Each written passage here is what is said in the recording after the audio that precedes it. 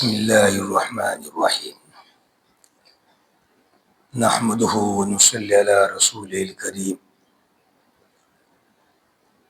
عن جابر رضی اللہ تعالی عنہ قال كان رسول اللہ صلی اللہ علیہ وسلم يعلمنا الاستخارة في الأمور كما يعلمنا السورة من القرآن يقول اذا هم احدكم بالامر فليركع ركعتين من غير الفريضة ثم ليقل اللهم اني استخيرك بعلمك واستقدرك بقدرتك واسالك من فضلك العظيم فانك تقدر ولا اقدر وتعلم ولا اعلم وانت علام الغيوب اللهم ان كنت تعلم ان هذا الامر خير لي في ديني ومعاشي وعاقبة امري فاقدره لي ويسره لي ثم بارك لي فيه وان كنت تعلم ان هذا الامر شر لي في ديني ومعاشي وعاقبة امري فاصرفه عني واصرفني عنه واقدر لي الخير حيث كان ثم ارزني به او كما قال علیہ الصلوۃ والسلام صدق اللہ العلی العظیم وصدق رسول النبی الکریم ونحن على ذلك من الشاہدین والشاکرین والحمد للہ رب العالمین۔ عزیز محترم دینی بھائیوں، گزشتہ کل جو موضوع ذکر کیا گیا تھا تعلیم نسواں کے بارے میں، آج کا موضوع جو ہے استخارہ کے بارے میں، مگر جس سے گزشتہ میں نے کہا تھا کہ کچھ باتیں رہ گئی تھی تعلیم نسواں کے بارے میں، کچھ حدیثیں باقی رہ گئی تھی، تو وہ حدیثیں پہلے پوری کر لیتے ہیں، اس مضمون کو پہلا پورا کر لیتے ہیں، اور پھر اس کے بعد دوسرا مضمون جو آج کی مجلس کا جو موضوع ہے وہ استخارہ کرنا، اور استخارہ کا طریقہ کیا ہے، اس کی ترتیب کیا ہے، نبی کریم صلی اللہ علیہ وسلم نے کیا کیا دعائی ہمیں بتائی ہے، اس کو بارے میں کچھ ذکر کرنا ہے۔ تو کل جو اہمیت دی گئی تھی بچوں کے پڑھانے کے بارے میں، کہ بچوں کے پڑھانے کی بڑی فکر کی جاوے، اسی کے بارے میں ایک اور حدیث سنیے۔ ان نبی سعید الخدری ان رسول اللہ صلی اللہ علیہ وسلم قال لا يكون لأحدكم ثلاث بنات او ثلاث اخوات فيحسن اليهن الا دخل الجنہ۔ حضرت ابو سعید خدری رضی اللہ تعالیٰ عنہ سے مروی ہے کہ نبی کریم صلی اللہ علیہ وسلم نے فرمایا، تم میں سے کسی کی 3 بیٹیاں نہ ہو یا 3 بہنیں نہ ہو، بس ان کے ساتھ اچھا برتاؤ کرے مگر وہ جنت میں داخل ہو جائے گا۔ اللہ تعالیٰ نے کسی کو 3 بیٹیاں دے دی، یا ہے کہ بہنیں ہیں 3، بعض دفعہ ایسا واقعہ پیش آتا ہے باپ کا انتقال بچپن میں ہو جاتا ہے، جلدی باپ کا انتقال ہو جاتا ہے، اور لڑکیاں چھوٹی چھوٹی ہوتی ہے، اور اس کی ذمہ داری کس پر آ جاتی ہے؟ بڑے بھائی پر آ جاتی ہے، تو اس کی بہنیں ہوتی ہیں، باپ تو چلا گیا، اب ذمہ داری کس کے اوپر آ گئی؟ بھائی کے اوپر آ گئی، چھوٹی بہنیں ہیں، بھائی کو سنبھالنا پڑے گا، کوئی بہنیں تو کام کرنے کے لیے جائے گی نہیں، کم عمر ہے، اس سے ذمہ داری کس کے اوپر آ جاتی ہے؟ بھائی کے اوپر۔ تو اس طرح بھائی پر ذمہ داری آ گئی اپنی 3 بہنوں کی، جیسے حضرت جابر ابن عبداللہ، ان کے والد حضرت عبداللہ یہ بھی مسلمان تھے، اور ان کے لڑکے حضرت جابر رضی اللہ تعالیٰ عنہ یہ بھی کیا تھے؟ مسلمان تھے۔ تو حضرت عبداللہ رضی اللہ تعالیٰ عنہ کی شہادت غزوہ احد میں ہو گئی تھی، غزوہ احد میں ان کی شہادت ہو گئی تھی۔ تو اب ان کے لڑکے حضرت جابر، ان کی چھوٹی چھوٹی سب لڑکیاں تھے حضرت عبداللہ کی، تو حضرت جابر ان کے بھائی تھے، تو پوری لڑکیوں کی ذمہ داری اور بہنوں کی ذمہ داری کس پر آ گئی؟ حضرت جابر رضی اللہ تعالیٰ عنہ پر آ گئی۔ اس سے نبی کریم صلی اللہ علیہ وسلم بھی ان کا بہت خیال رکھتے تھے، ان کو بہت ذمہ داری تھی بہنوں کی نگرانی کرنا، تو نبی کریم صلی اللہ علیہ وسلم بھی بڑی رعایت کرتے تھے، ان کی خیر خبر لیتے رہتے تھے، پوچھتے رہتے تھے کہ تمہارے بہنوں کا کیا حال ہے۔ اس طرح کے معاملات نبی کریم صلی اللہ علیہ وسلم ان سے بہت شفقت کے کیا کرتے تھے۔ تو اگر کسی پر ذمہ داری اس طرح آ گئی 3 بیٹیوں کی ذمہ داری آ گئی یا 3 بہنوں کی ذمہ داری آ گئی اور ان کے ساتھ اچھا برتاؤ کیا، اچھی تعلیم دی، دیکھ بھال کی، حتیٰ کہ ان کو بڑا کر دیا اور شادی کا جہاں موقع آیا شادی بادی کروا دی اس کی۔ اللہ حضور میں حدیث میں کیا ذکر کیا گیا؟ الا دخل الجنہ، یہ شخص کہاں چلا جائے گا؟ جنت میں داخل ہو جائے گا۔ کتنی بڑی فضیلت، 3 بچوں کو سنبھال لیا، دیکھ بھال کر لی، اچھی تعلیم دے دی ان کو، جو بہنیں اگر راستے میں پڑ گئی بہنوں کی دیکھ بھال کر دی اور ان کی نگرانی کر دی اور اچھا ان کو پڑھایا، اچھی تعلیم دی ان کو، حتیٰ کہ شادی بادی کرا دی، تو اللہ تعالیٰ اس کو کیا داخل کر دیں گے؟ جنت میں۔ دوسری حدیث، عن انس ابن مالک قال قال رسول اللہ صلی اللہ علیہ وسلم من عال جاریتین دخلت انا وهو الجنت کہاتین واشار باصبعیہ۔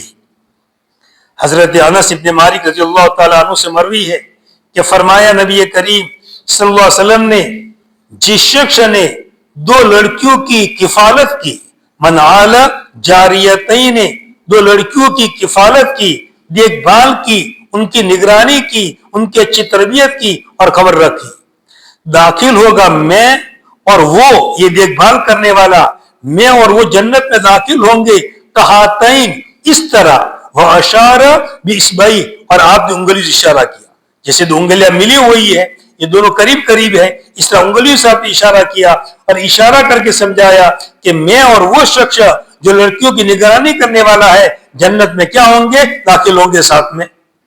اب یہ کہ نبی کریم صلی اللہ علیہ وسلم یہ تو سید الانبیاء، سب سے پہلے جنت میں جانے والے، ان سے پہلے کوئی جنت میں نہیں جائے گا، سب سے پہلے دروازہ آپ ہی کھٹکھٹائیں گے، آپ کے لیے دروازہ کھلا جائے گا، آپ سب سے پہلے جنت میں کیا ہوں گے؟ داخل ہوں گے۔ تو آپ نے 2 انگلیوں کا اشارہ کیا۔ اب بعض روایت میں یہ ذکر کیا گیا ہے کہ آپ نے تھوڑا سا فصل کر دیا، 2 انگلیوں کے بیچ میں ذرا کیا کر دیا، ساتھ میں جائیں گے مگر تھوڑا سا فرق رہے گا، میں پہلے جاؤں گا اور وہ بعد میں آئے گا، میں پہلے جاؤں گا اور وہ بعد میں آئے گا۔ یعنی کہ 2 انگلیاں ذرا دیکھیے، ایک بڑی ہے ایک چھوٹی ہے، دونوں برابر نہیں ہے، فرق ہے، ایک بڑی ایک چھوٹی ہے، تو جس طرح انگلیوں کا فرق ہے اس طرح دخول جنت میں بھی کیا پڑے گا؟ فرق پڑے گا کہ میں پہلے جاؤں گا اور میرے بعد کون آ جائے گا؟ یہ لڑکیوں کی نگرانی کرنے والا، دیکھ بھال کرنے والا، یہ بھی بعد میں جنت میں آ جائے گا۔ تو کتنی بڑی فضیلت ہے اس کے لیے کہ حضور کی میت نصیب ہو جائے گی اور حضور کے پیچھے پیچھے جنت داخلہ اس کو کیا ہو جائے گا؟ مل جائے گا، جبکہ 2 لڑکیوں کی کیا کی؟ پرورش کی ہے۔ کسی مذہب کے اندر لڑکیوں کی ایسی فکر، نبی کریم صلی اللہ علیہ وسلم لڑکیوں کے بارے میں کیسی کیسی حدیثیں بیان کر رہے ہیں اور کیسی کیسی باتیں سمجھا رہے ہیں اور جنت کی کیسی فضیلت بیان کر رہے ہیں لڑکیوں کی نگرانی کے بارے میں اور لڑکیوں کی دیکھ بھال کے بارے میں۔ تیسری حدیث ہے، رجل كانت عنده امة يطوها فأدبها فحسن تأديبها وعلمها فحسن تعليمها ثم اعتقها فتزوجها فله اجران۔ پہلے زمانے میں غلام اور باندیوں کا رواج تھا، اب تو یہ سلسلہ ختم ہو چکا، ابھی کوئی غلام باندیاں ہوتی نہیں ہے، ملازم ہوتے ہیں کام کرنے والے، نوکر چاکر ہوتے ہیں، باقی غلام باندیاں اس زمانے میں نہیں ہوتی۔ پہلے زمانے کے اندر نبی کریم صلی اللہ علیہ وسلم کے زمانے کے اندر اور اس کے بعد بھی جبکہ جہاد کا مسئلہ چالو رہا تو اس طرح باندیاں اور غلام ہوا کرتے تھے۔ تو حدیث میں کیا بات ذکر کی گئی؟ کوئی شخص اس کے پاس باندی ہے، اس کے پاس کیا ہے؟ باندی ہے، جس سے وطی کرتا ہے، جیسے اپنی بیوی سے وطی کرنا جائز ہے ایسے باندی سے، جب مسلمان ہو، کافر ہو تو نہیں، مسلمان باندی ہو تو اس سے وطی کرنا کیا ہے؟ جائز ہے، یہ بھی حلال ہے۔ جیسے عورت نکاح جس سے کیا وہ حلال ہے، اس طرح باندی بھی کیا ہے؟ حلال ہے، بس شرط وہ کیا ہو؟ مسلمان۔ تو کسی کے ماتحتی کے اندر، اس کی ماتحتی کے اندر باندی تھی، وہ اس سے فائدہ اٹھاتا تھا، مگر اس نے کیا کیا؟ اس شخص نے اس کو ادب سکھایا، باندی تھی، باندی کو بھی کیا سکھایا؟ ادب سکھایا۔ پہلے زمانے میں ایسا بھی ہوتا تھا کہ لوگ غلاموں کو رکھ لیتے تھے اور غلاموں کو اچھی تعلیم دیتے تھے، اچھی طرح ان کو درس دیتے تھے اور ان کو بڑا تیار کرتے تھے۔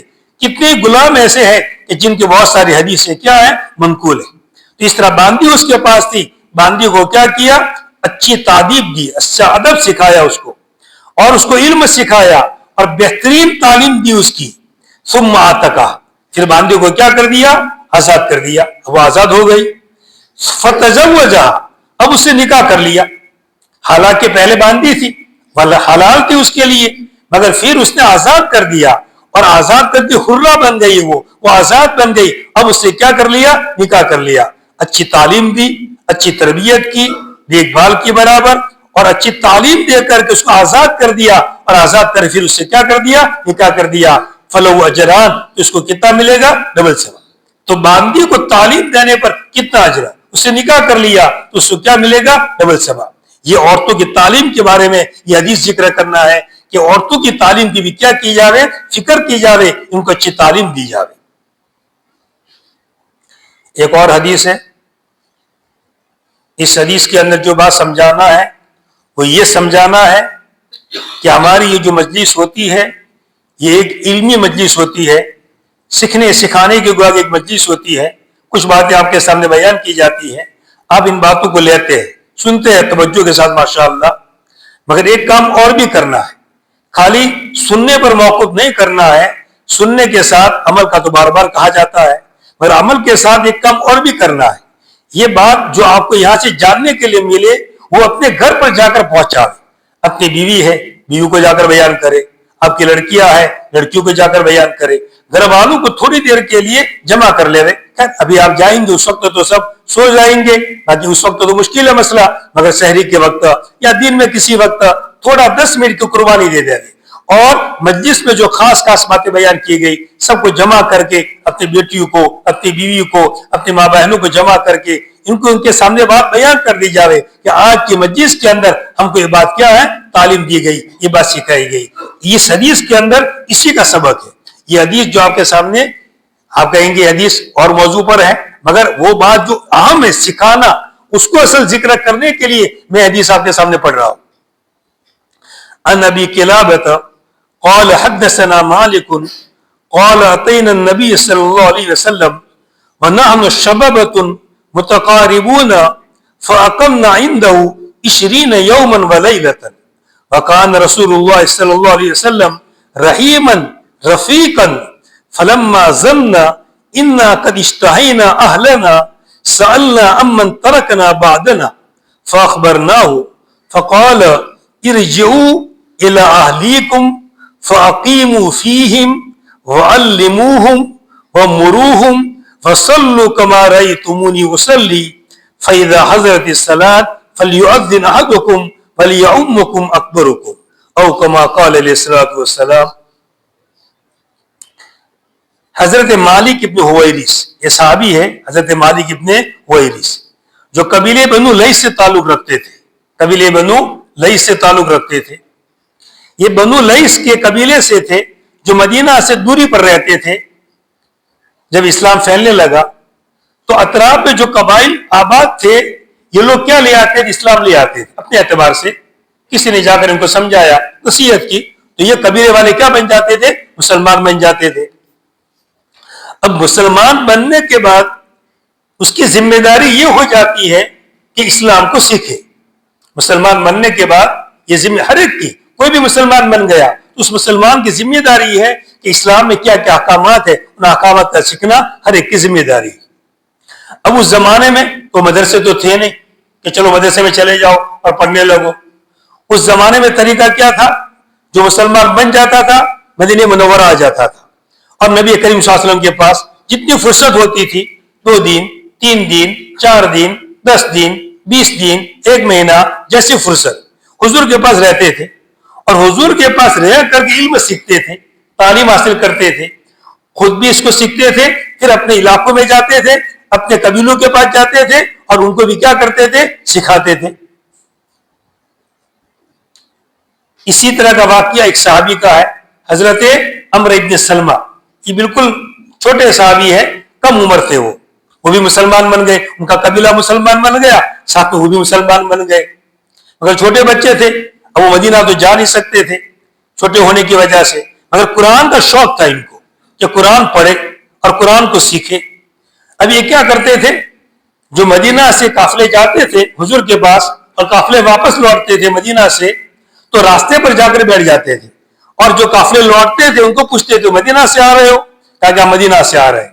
پھر حضور نے کیا سکھایا, کون سا قرآن سکھایا؟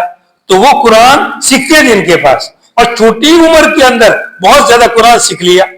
یہاں تک کہ جب امامت کا نمبر آیا ان کے قبیلے کے اندر کہ کون امامت کراوے, تو انہوں کو کیا بنا دیا؟ امام بنا دیا. اتنا قرآن انہوں نے سیکھ لیا تھا. تو پہلے زمانے میں علم حاصل کرنے کا طریقہ یہی تھا, حضور کے پاس آتے تھے اور علم حاصل کرتے تھے, اپنے قبیلوں میں جاتے تھے, علم کو کیا کرتے تھے؟ پھیلاتے تھے. تمام صحابہ نے اسی طرح علم سیکھا, تابعین نے بھی اسی طرح سیکھا. کس سے سیکھا؟ صحابہ سے. اور تابعین نے پھر طب تابعین کو اسی طرح سیکھا. پہلے سلسلہ اسی طرح چلتا رہتا تھا. کوئی محدث ہوتا تھا, لوگ اس کے پاس چلے جاتے تھے اور حدیثیں کیا کرتے تھے؟ یاد کرتے تھے, سیکھتے تھے. اور حضور کے زمانے میں یہ طریقہ تھا, لوگ حضور کے پاس آتے تھے اور علم حاصل کرتے تھے. تو یہ قبیلہ جو بنو لیث والا تھا یہ بھی مسلمان بن گئے, ابھی بھی مدینہ کے اندر آئے. ہم نبی کریم صلی اللہ علیہ وسلم کے پاس آئے اور ہم کیا تھے؟ جوان تھے, کم عمر ہمارے جوان تھے, اور ہم عمر تھے, سب کوئی عمر کا فرق نہیں تھا, سب ہم عمر تھے اور جوان تھے. ہم آپ کے پاس ٹھہرے 20 دن اور 20 رات. کتنے دن ٹھہرے؟ 20 دن حضور کے پاس ٹھہرے, اور 20 دن ٹھہرنے کے بعد پھر نبی کریم صلی اللہ علیہ وسلم بڑے رحیم اور بڑے شفیق اور بڑے نرم دل تھے نبی کریم صلی اللہ علیہ وسلم, یہ صحابہ فرماتے ہیں. پر جب انہوں نے یوں سمجھا نبی کریم صلی اللہ علیہ وسلم نے, یہ لوگ ہمارے گھر والوں کی خواہش کرتے ہیں, ایسا لگتا ہے ان کے آثار سے کہ ذرا اب ان کو گھر جانے کی کیا ہے؟ طلب ہو رہی ہے.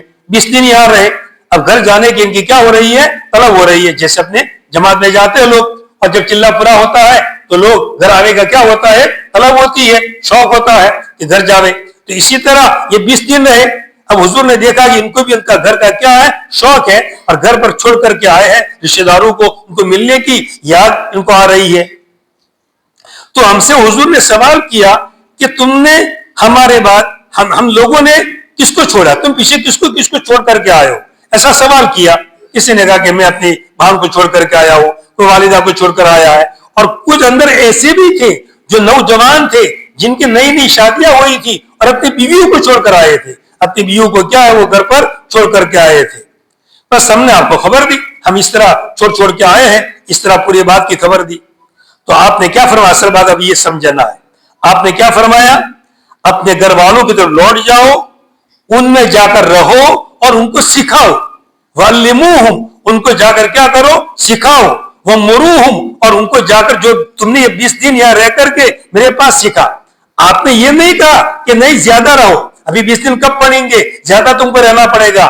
آپ نے زیادہ تشکیل نہیں کی زیادہ رہنے کی. نہیں, ٹھیک ہے, جب گھر کی خواہش پیدا ہو گئی, اس سے ایک بات معلوم ہو گئی کہ کسی کی نئی نئی شادی ہوئی ہو تو اس کو بیوی سے زیادہ دیر اور زیادہ ایام الگ نہیں رکھنا چاہیے. بیوی کے بھی کچھ تقاضے ہیں اور مرد کے بھی کچھ تقاضے ہیں. اس سے آپ نے بھی جب اس چیز کو بانپ لیا کہ ان کو گھر کی یاد آ رہی ہے تو آپ نے روکا نہیں کہ نہیں ابھی 20 دن ہوئے ہیں, ابھی تو برابر تم نے علم حاصل نہیں کیا ہے, ابھی زیادہ رہو. نہیں, کچھ نہیں, آپ نے جانے دیا ان کو. اس لیے کہ ان صحابہ نے, اس لیے کہ وہ تو شوقین بن کے آئے تھے, طلب لے کر کے آئے تھے. جب آدمی طلب لے کر کے آتا ہے تو تھوڑے دن میں بہت سارا علم کیا کر لیتا ہے؟ حاصل کر لیتا ہے. حضرت قتادہ ایک تابعی ہے, تو یہ نابینا تھے. تو جب ان کے استاد کے پاس علم حاصل کرنے کے لیے گئے تو 3 دن میں اتنا علم حاصل کر لیا کہ ان کے استاد یوں کہنے لگے کہ تم نے تو مجھے چوس لیا, تم نے تو مجھے کیا کر لیا؟ پورا چوس لیا. 3 دن کے اندر کہنے لگے.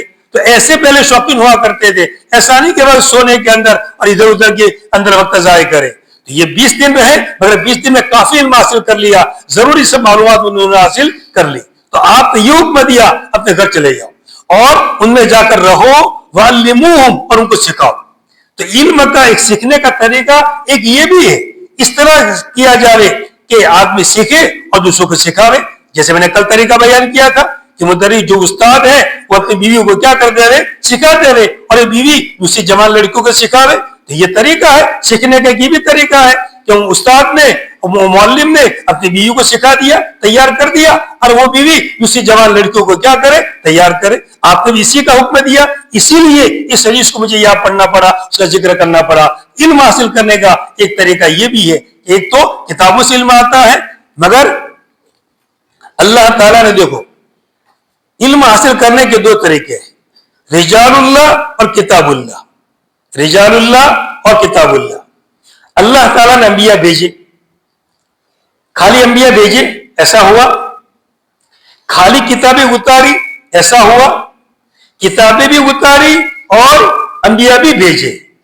کتاب کو سیکھنا ہے، کس سے سیکھو؟ ان انبیاء سے سیکھو، ان انبیاء سے سیکھو. کتاب کو سمجھنا ہے، کس سے سیکھو؟ انبیاء سے سمجھو.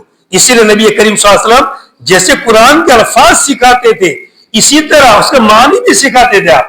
اور ایک ایک تفسیر تمام حضور نبی کریم صلی اللہ علیہ وسلم صحابہ کو بیان کرتے تھے کہ اس کی کیا مطلب ہے، اس کا کیا معنی ہے. سب صحابہ تو عربی زبان والے تھے، عرب ان کی زبان تھی، اس لیے معنی سمجھنے میں کوئی دقت نہیں ہوتی تھی. مگر اللہ تعالیٰ کیا کہہ رہے، نبی کریم صلی اللہ علیہ وسلم اس کے معنی کو بھی کیا کرتے تھے، سمجھاتے تھے.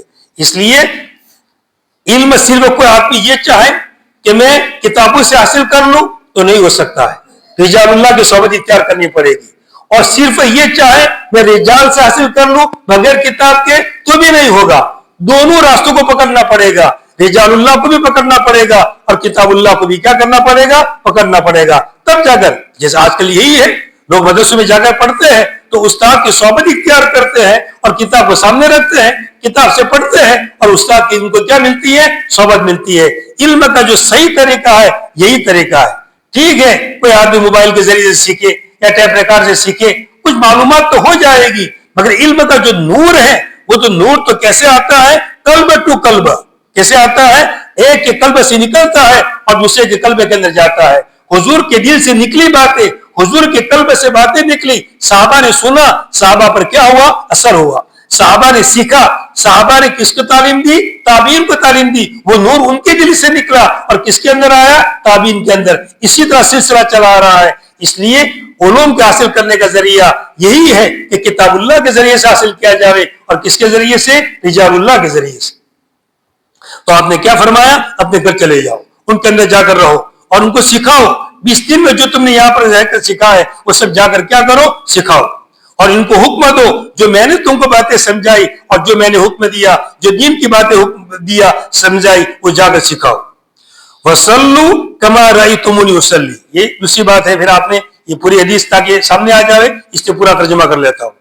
اور نماز پڑھو جیسا کہ تم نے مجھے نماز پڑھتے دیکھا ہے. یہ بھی ایک اہم چیز ہے، یہ بھی بڑی. آپ نے دیکھو کیا فرمایا، سوچو ذرا.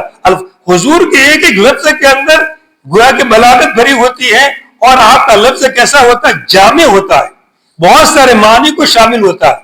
آپ نے یوں نہیں فرمایا جیسے میں نے کہا ایسے نماز پڑھو، حالانکہ آپ نے نماز بھی سکھائی ہوگی، مگر آپ نے یہ نہیں فرمایا کہ جیسے میں نے کہا ایسے پڑھو. آپ نے کیا فرمایا، صلو کما رأیتمونی اصلی. تو نماز پڑھو جیسا تم نے مجھے نماز پڑھتے ہوئے دیکھا ہے. تو نماز کیسے پڑھنی پڑے گی، حضور نے جیسے پڑھی ہے ایسی پڑھنی پڑے گی. اگر ایسی پڑھیں گے تو نماز ہے. ہم نے کتابوں کے اندر پڑھ لیا اور نماز پڑھنا شروع کر دیا ہم نے، اور ہم نے نماز کو سیکھا نہیں تو نہیں ہو سکتا ہے. نماز بھی سیکھنے کی چیز ہے. ایسا شخص جو نماز کا پابند، سنتوں کا پابند، نماز کو ادب کے ساتھ پڑھنے والا، اس کے سامنے ہماری نماز پیش کرنی پڑے گی. اس کے سامنے نماز کیا کرنی پڑے گی، پیش کرنی پڑے گی کہ دیکھو میری نماز برابر ہے کہ نہیں ہے، سنت و ادب سب برابر ہے کہ نہیں ہے. اور وہ تم کو گارنٹی دے رہے اور تم کو اس کی گواہی دے رہے کہ تمہاری نماز برابر ہے، تو ٹھیک ہے پڑھو اس طرح. اس لیے حضور نے یہ فرمایا جیسا تم نے مجھے نماز پڑھتے ہوئے دیکھا ہے ایسا نماز پڑھنا، ایسے ہی نماز پڑھنا. اس لیے ہمیں نماز کو کیا کرنا پڑے گا، سیکھنا پڑے گا. لوگ جو نماز کے پابند ہیں اور پورے قوما جلسہ سکون کے ساتھ کرتے ہیں، ان سے سیکھے نماز کو. وَصَلُّوا كَمَا رَأَيْتُمُونِي أُصَلِّي. اور تو نماز پڑھو. یہ کتاب ہے، یہ میرے اس میں اس کے عنوان پر یہی حدیث ہے، صلوا كما رأيتموني أصلي. میرے آقا مدنی صلی اللہ علیہ وسلم میں نماز، جو میں نے کہا تھا پہلے دن کہ اثر کے بعد اس کی تعلیم ہوتی ہے، لوگوں کے سامنے اسی بات کو سمجھایا جاتا ہے کہ حضور کی نماز کیسے ہوتی تھی. فَإِذَا حضرت الصلاۃ. جب نماز کا وقت آ جاوے تم میں سے ایک اذان دے دے، تم میں سے ایک اذان دے دے، اور تم میں جو بڑا ہو وہ امامت کرے. یہ بات پوری ہو گئی. اس لیے اذان کی بھی اہمیت معلوم ہوئی کہ اگر جنگل میں ہے کئی کھیت میں ہے اور نماز پڑھنی ہے تو کیا دینی چاہیے؟ اذان دینی چاہیے. عام طور لوگ اذان سے غفلت برتتے ہیں, نماز تو پڑھ لیتے ہیں, کھیت کے اندر ہے, نماز کا وقت آیا نماز پڑھ لی, مگر خالی نماز پڑھنا ایسا نہیں, بلکہ اذان دینی چاہیے. ہو سکتا ہے کہ اذان سن کر کے اطراف کے کوئی کھیت والے ہمارے پاس آ جاوے اور جماعت ہو جاوے, اور جماعت کا کیا مل جاوے؟ ثواب مل جاوے. تو اذان کا بھی کیا ہونا چاہیے؟ اہتمام ہونا چاہیے. اور تم میں جو بڑا ہو وہ تمہاری کیا کرے؟ امامت کرے. تو یہ حدیث جو میں نے سنائی تھی, کس وجہ سے؟ خاص اس بات کو سمجھانے کے لیے کہ جو بھی چیز ہم سیکھے ہمارے گھر والوں کو جا کر کیا کرے؟ سکھاوے.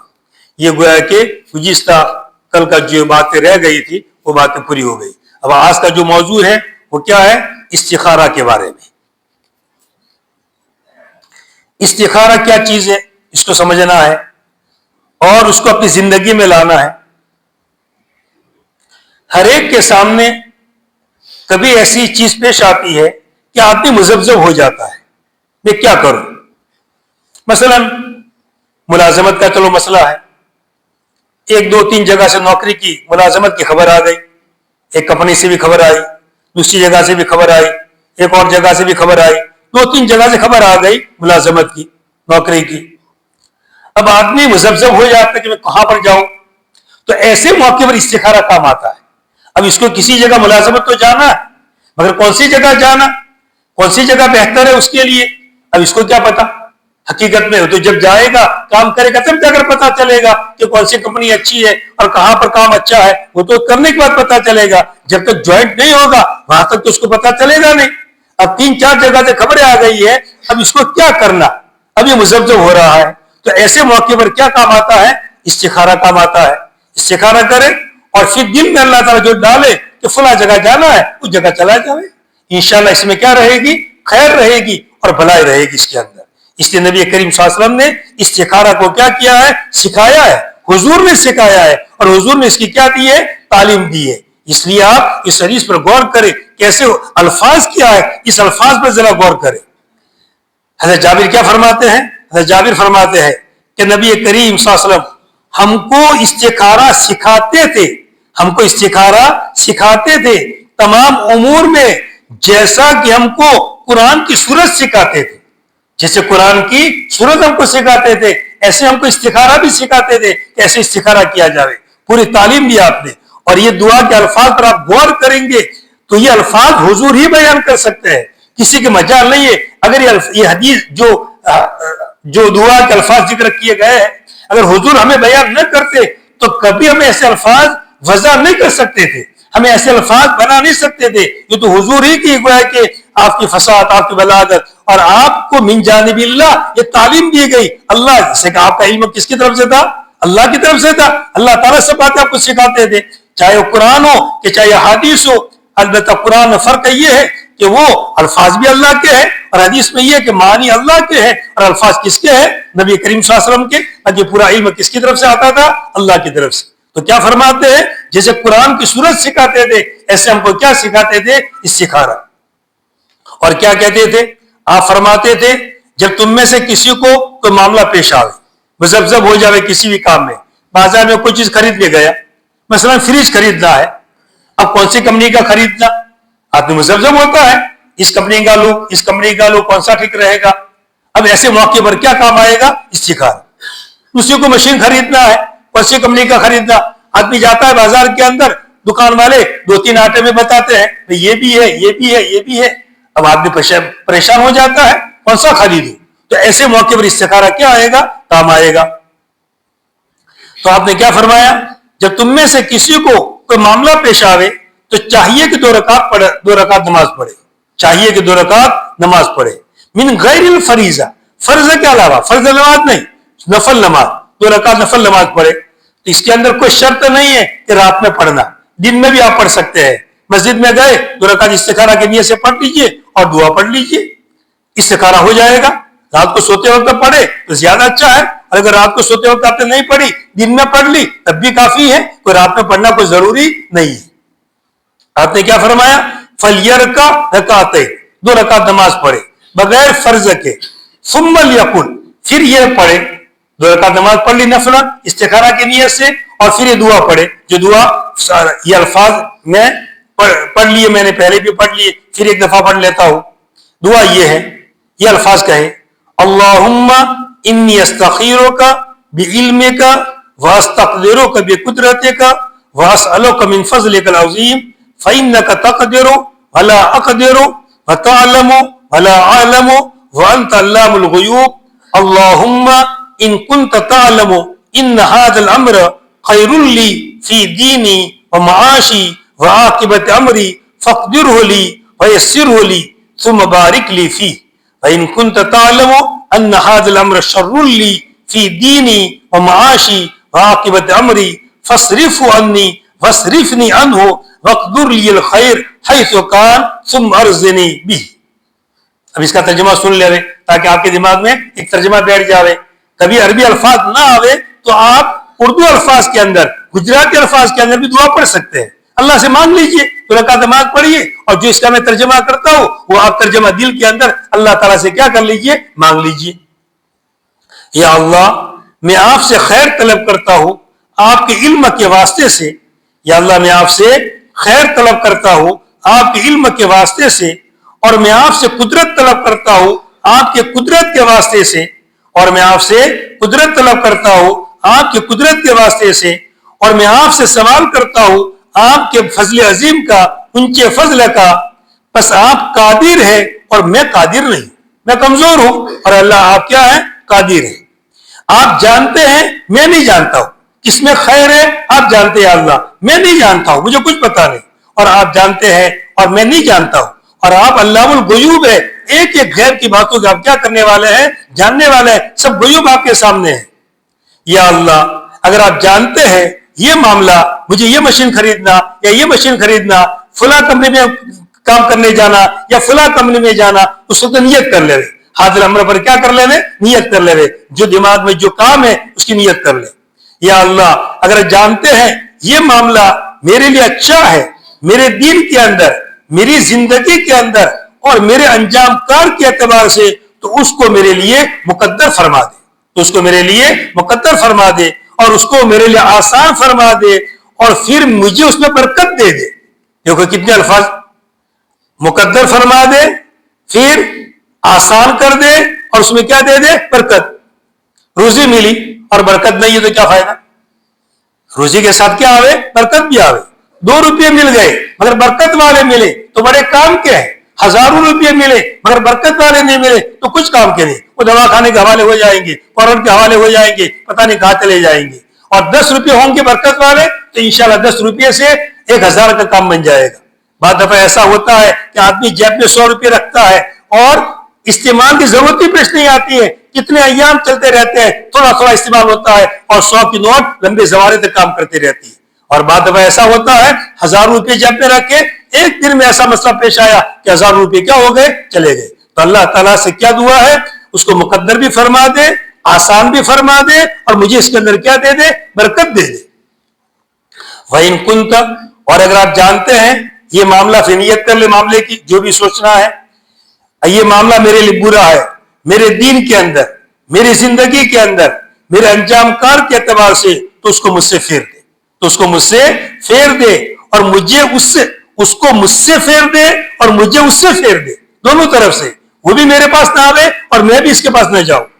اور میرے لیے خیر مقدر، اب کام تو کرنا ہی ہے، اس لیے میرے لیے خیر مقدر کر، اچھائی میرے لیے مقدر کر، جہاں سے بھی ہو، اور پھر مجھے اس پر راضی کر دے، پھر مجھے اس پر کیا کر دے، راضی کر دے.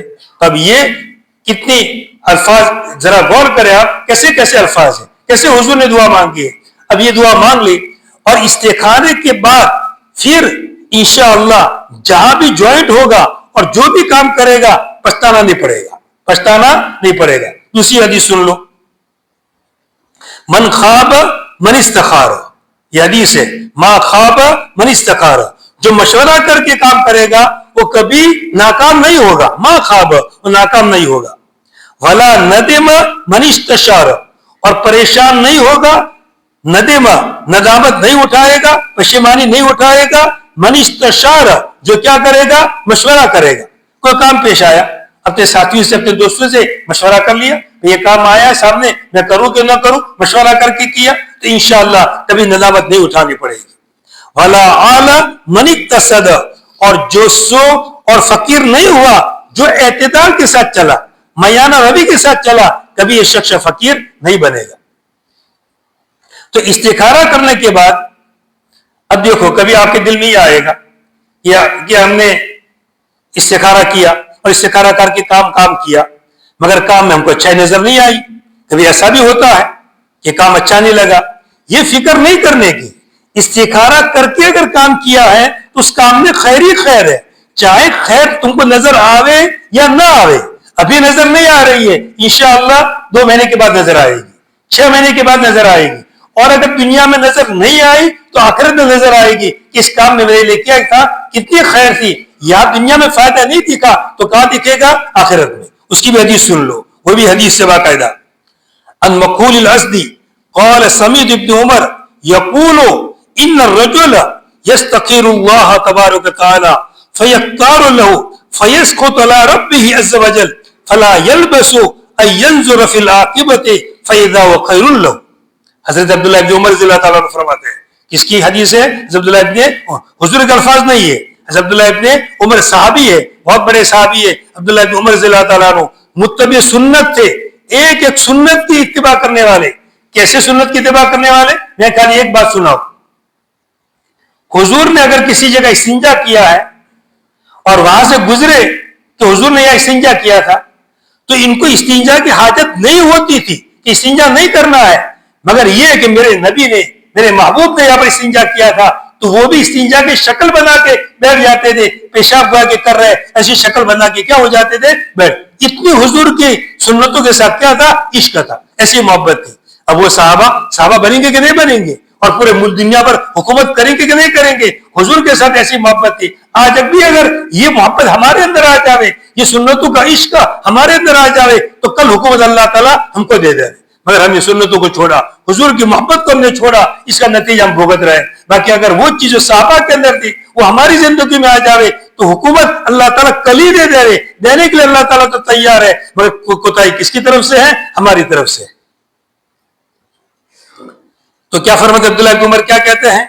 آدمی اللہ سے استخارہ کرتا ہے، بس اللہ نے اس کے لیے کام پسند کیا، بس وہ اپنے رب پر ناراض ہو جاتا ہے، یہ کام تو اچھا نہیں ہوا، مجھے تو نقصان نظر آ رہا ہے، یہ اپنے رب پر کیا ہو جاتا ہے؟ ناراض ہو جاتا ہے، تو ٹھہرے گا نہیں یہاں تک کہ دیکھ لے گا انجام کار کے اندر اس کے لیے اچھا ہے۔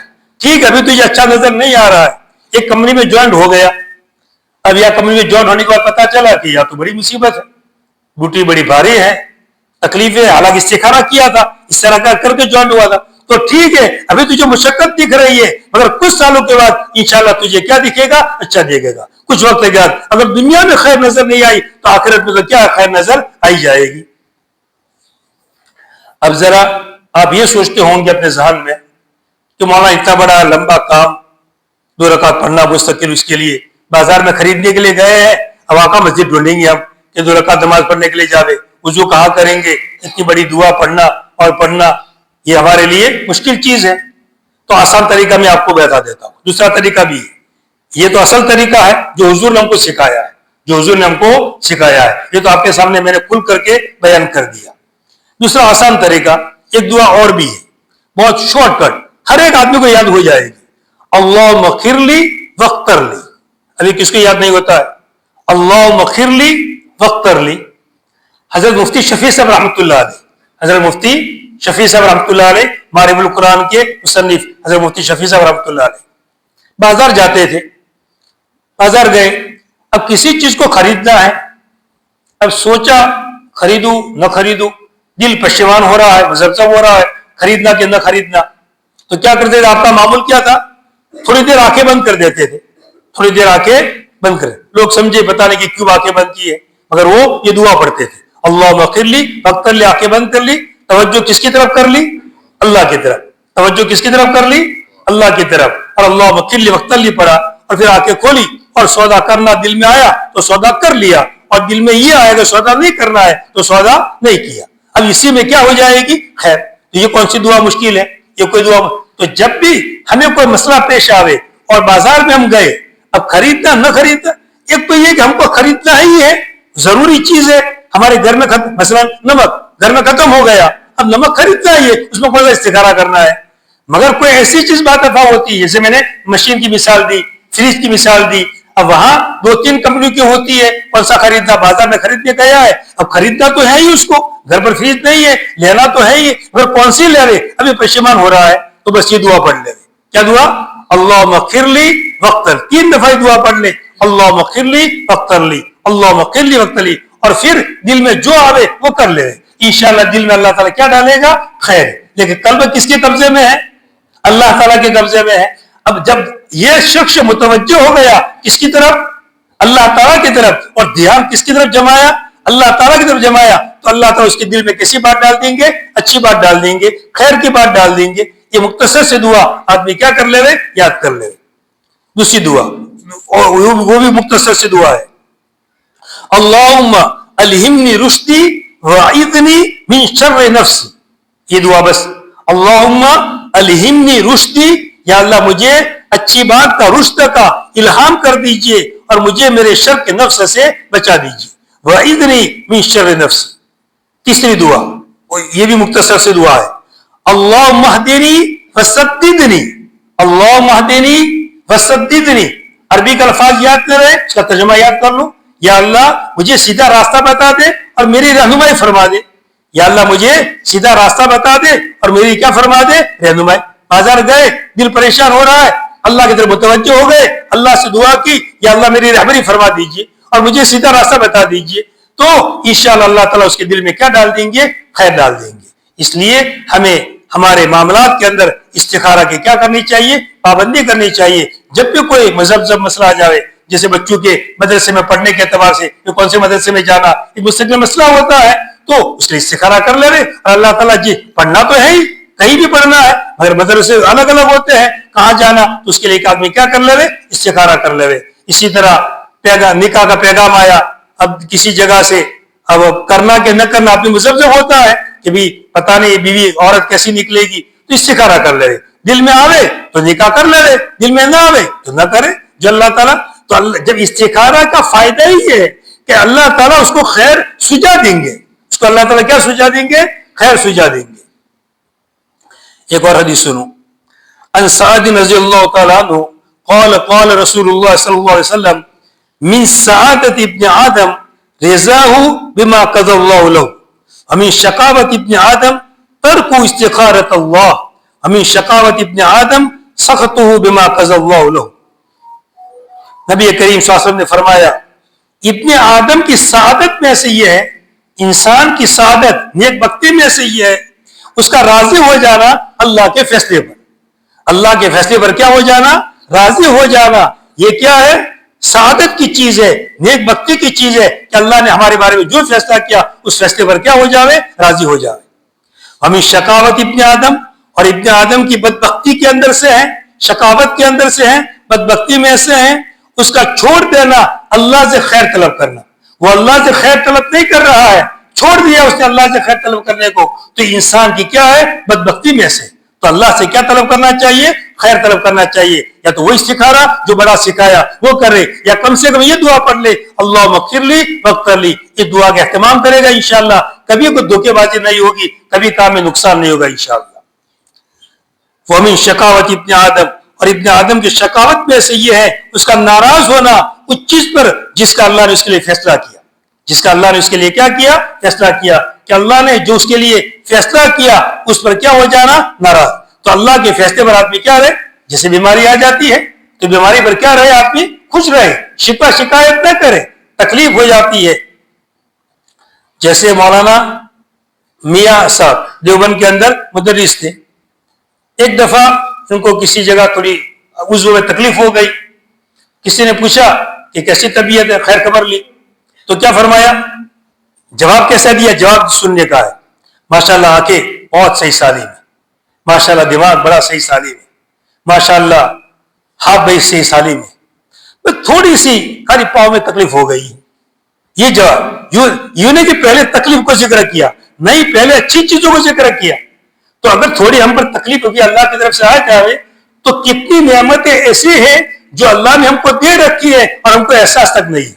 ہم افطار کے وقت کیسے کیسے کھانے کھائے، तरह तरह के खाने खाते हैं कि नहीं खाते हैं? मुतजाद खाने खाते हैं, जिद्दैन खाने खाते हैं, गर्म भी खाते हैं, ठंडा भी खाते हैं, और सब पेट में डाल देते हैं और मगरिब में आ जाते हैं। ये निजाम कौन चलाता है? ये उसको हजम कौन कर रहा है? ये निजाम कौन चला रहा है? ये देखो, जरा सोचो, अगर ये जो इफ्तार के वक्त हम खाना खाते हैं, अगर आम अय्याम में शायद खावे तो बदहजमी हो जाए, ऐसा रहे नहीं। ये तो रमजान की बरकत होती है कि बदहजमी नहीं होती है, और खाना सब माशाल्लाह क्या हो जाता है, खाना माशाल्लाह सब, हालांकि तरह तरह के, ठंडा भी, गर्म भी, ये भी, वो भी, फल फ्रूट भी, भज्जे भी होते हैं, पता नहीं क्या क्या होता है, सब खाते रहते हैं। और अल्लाह ताला क्या कर देते? तो ये इस नियामत पर क्या हमने गौर किया?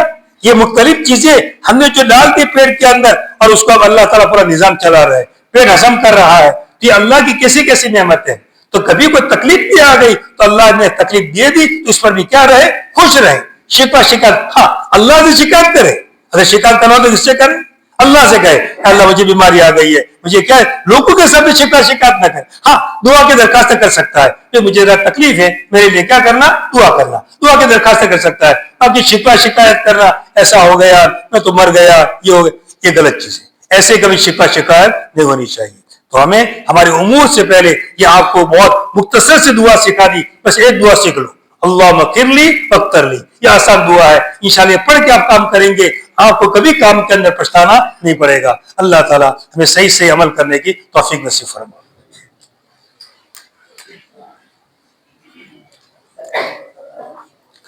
अल्हम्दुलिल्लाहि रब्बिल आलमीन, अल्हम्दुलिल्लाहि रब्बिल आलमीन, अर्रहमानिर रहीम, मालिकी यौमिद्दीन, मालिकी यौमिद्दीन, इय्याका नअबुदु व इय्याका नस्तईन, इहदिनस सिरातल मुस्तकीम, सिरातल लज़ीना अनअमता अलैहिम गैरिल मग़ज़ूबि अलैहिम वलद्दाल्लीन। अल्लाहुम्मा सल्लि अला मुहम्मद व अला आलि मुहम्मद कमा सल्लैता अला इब्राहीम व अला आलि इब्राहीम इन्नका हमीदुम मजीद। अल्लाहुम्मा बारिक अला मुहम्मद व अला आलि मुहम्मद कमा बारकता अला इब्राहीम व अला आलि इब्राहीम इन्नका हमीदुम मजीद।